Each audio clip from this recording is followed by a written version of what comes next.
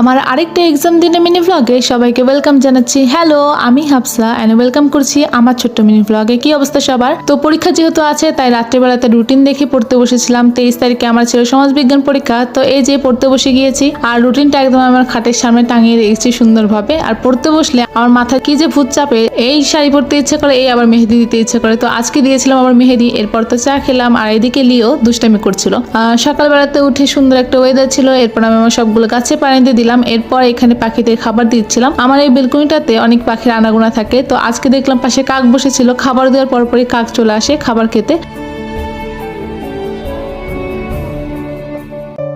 এরপর তো আমি এদিকে রেডি হয়ে নিয়েছি। আর আমার ভিডিও তোমরা কে কোথা থেকে দেখো অবশ্যই কমেন্টে জানিয়ে দিও। তো এদিকে ঘড়ি পরে নিচ্ছিলাম, এরপর ইম্পর্টেন্ট জিনিস যেটা ফাইল নিয়ে নিলাম। আর এরপর তো রওনা দিয়ে দিয়েছি। আর আমার পরীক্ষার কেন্দ্র ছিল শাহ সুলতান কলেজ। যারা বগুড়া তারা অবশ্যই হয়তো চিনে থাকবে। তারপর বাড়িতে এসে তো লম্বা একটা ঘুম দিয়েছিলাম। ঘুম থেকে উঠে রাতের খাবার রেডি করছিলাম। আজকে একটা ইউনিক ভর্তা বানিয়েছি। এরকম মাছের পেটি দিয়ে কেউ ভর্তা করে কিনা আমি জানি না, তবে আমি এই প্রথম করেছি।